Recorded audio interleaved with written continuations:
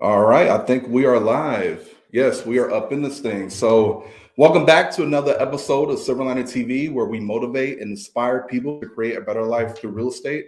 And today, I'm joined again with my business partner, Joseph Spivey. Brother, how you doing today? I'm doing fantastic. How are you? Man, I love my life, so I appreciate you asking. That's what's up. So, we're here to bless everyone with some valuable information. Obviously, we work with a lot of different people, whether they're business owners, self-employed, they are servers at a restaurant, or they're W-2. What we want to make sure we touch on today is how can you buy a home if you are self-employed, if you're 1099, if you're a server. So Joseph's going to break that down for us. So if you have questions, leave them in the comments section. I'll pull them up and make sure we answer them.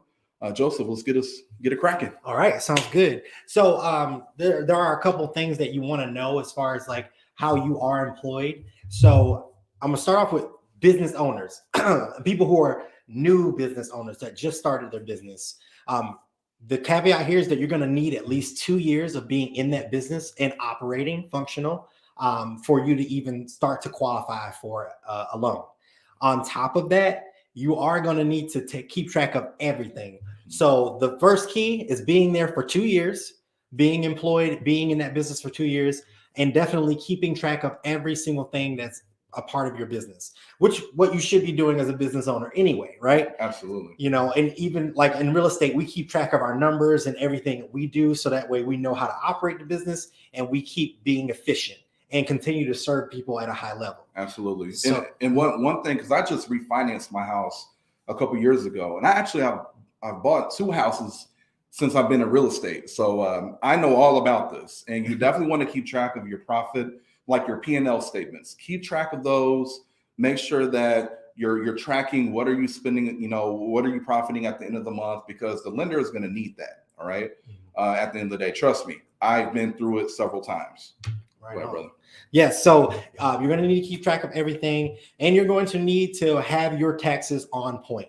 Mm-hmm. So I always recommend, even if you're a W-2 employee or you're not your own business owner yet, or you aspire to be, get in touch with a good CPA, somebody that's going to know what tax laws are, keep you out of trouble, because they can actually end up saving you a lot of money as well. As a new business owner, there are definitely a lot of expenses that come out during that first year, especially as you get used to everything that's going on. So they're going to help you keep track of those things as well as keep you from overpaying too much. Absolutely. So that's one of those things. Now the second group I want to talk to are my service industry folks. So I definitely come from a background in serving. That's bartenders, servers, what have you. Anybody working in the F&B, as we like to call it, or food and beverage industry. So for all my people out there who do that type of work, I want to say, I know this is tough, but you're going to need to claim your tips. If you plan on buying a home, you're going to need to claim your tips, because we all know you get those cash tips. You're like, okay, I made 40 in cash tonight. I think I'm good. And then it's a Monday. It was slow, but that 40 is going to help. I got 20 on the credit card tips. Okay, I'm just going to claim that. No. Okay. Because if you are actually making the money and you can make ends meet at the end of the year, say you had a phenomenal year serving, a phenomenal year bartending, and you may have even made close to 60 grand as a bartender or a server. But you only claimed about 25 grand, really. So all that other stuff was under the table. Well, guess what? Since you didn't claim it, it's not a part of your record. They don't actually know you made that money. So when a lender looks at your employment and how much money you actually make, you might actually be able to afford a $250,000 home. Yep. But based on what you actually claimed on your taxes, you can only afford about 115. Yep. So you definitely want to keep track of that. I know it's rough when you're making those claims because you have to claim them on your taxes and the whole 9 yards. However, it benefits you in the long run, especially if you have that goal to be able to claim, to be able to buy a home. Yeah. Money under the table is great for the time being, but in the long run, you want that money to actually work in your favor. Yeah, and that's not just home buying. That's buying a car. That's getting approved for any type of credit. So you got to keep that in mind. That is what they consider your adjusted income. So when you try to write everything off, or you're not really showing your full income, it can actually hurt you very badly in the end. For sure. That's so true. And I've done that before, by the way, being a real estate agent. I wrote off too much. I wrote off too much, and my adjusted income was much lower than what I needed it to be. And I was able to get it corrected, but I had to jump through some hoops to do that. Okay, you don't want to have to do all that. So true.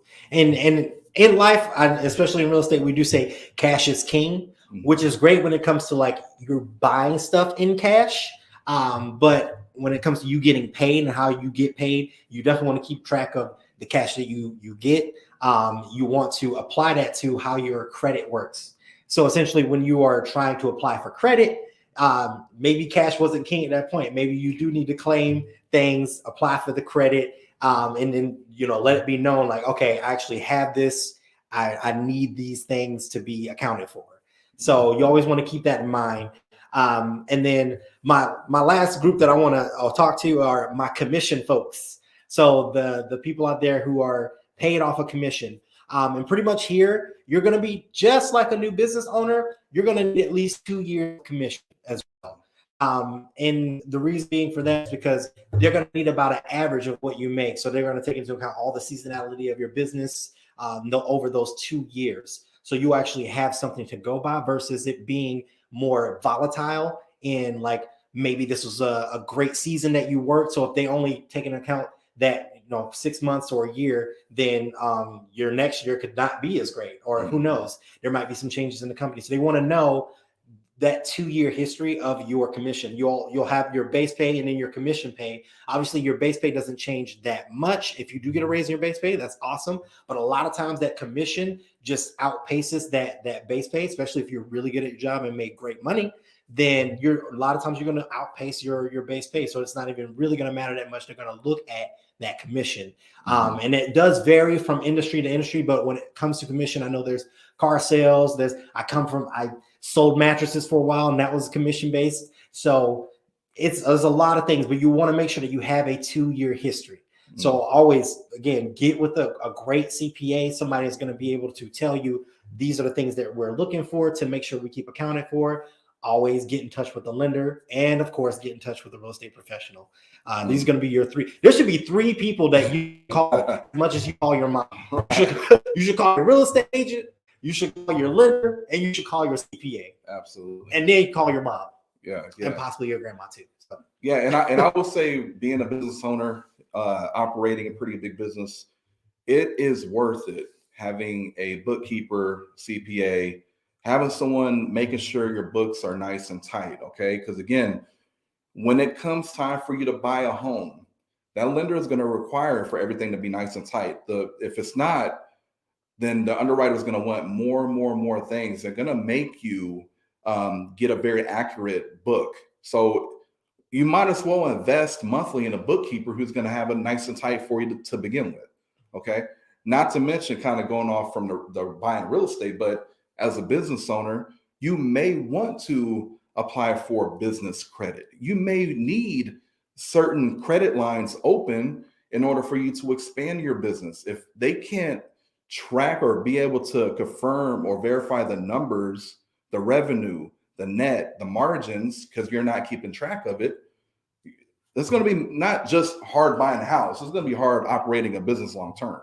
Indeed. Okay, so all we're saying is build the habits to not only build your business to be more profitable.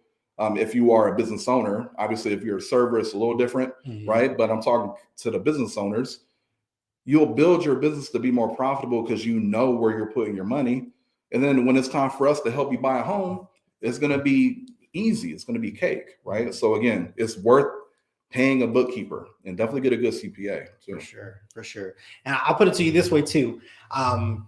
Everybody knows Al Capone, big gangster, made tons of money, gang trade, whatever. He did all these bad things. But the one thing that they got him on was tax evasion. Right. So like he got away with everything else. Yeah. But they got this man for taxes. Yeah. So you just want to make sure that you keep all that in line. That number is the best number that you can stick to. Anything dealing with your taxes, make sure you know those numbers. There's another one too. They got Blade too. They got They got Blade. I mean, he's half vampire. Yeah, and they still got him. They still got him. So if they can get him, they gonna get you too. So just make sure you take care of your taxes. Good point. Yes, for sure. Take care of your taxes all the way. You know, we had a clown a little bit, y'all. So here, real quick, I'm gonna pull up a comment now. Listen, guys, I'm having to reach around here. Okay, Roberto, what's up, man? Hey, what's up, Roberto? Great work, guys. Yes. Appreciate your brother for tuning in. Thank you. Yeah, and guys and gals, if you have a question or a comment, you can leave it in the comment section. We'll make sure to address it. My brother, I think we've been on here for almost 10 minutes. I think we gave enough valuable content, but I want to make sure you got your point across. Is there anything else you want to touch on, my brother? No. Oh, I do want to touch on this. I knew there was something. Really, is just if you're looking for any type of real estate help, any type of knowledge whatsoever dealing with real estate, reach out to any one of my teammates, myself, Anthwon, me especially for sure. But we definitely want you to reach out, just because, again, it's going to be having that knowledge is going to allow for you to make the best decisions for yourself. Be it if you have a family or if you have a business, which is a business in the beginning stages, is going to be like a baby for you. So if you plan to buy in the future, definitely talk to us. We can help you get started. And just make sure that you contact great people. And we would like to be a resource for you. I consider our team to be a team of great people. Absolutely. And once you work with us, we feel like your family. So there's never going to be there's no such thing as a stupid question. Ask us anything, and we'll do our best to figure it out.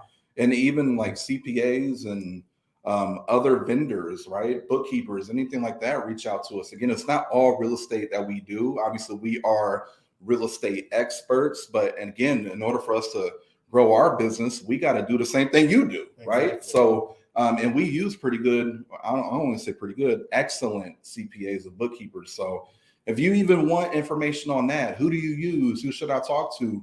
Reach out to us. We'll be happy to send you some information about who we use, all the way down to like where to get your haircut. You know, like exactly. We got everything online. So everything. But at the end of the day, again, we just want to continue to bring clarity. We had a light just go out, so it wasn't lightning or nothing like that. Just a light went out.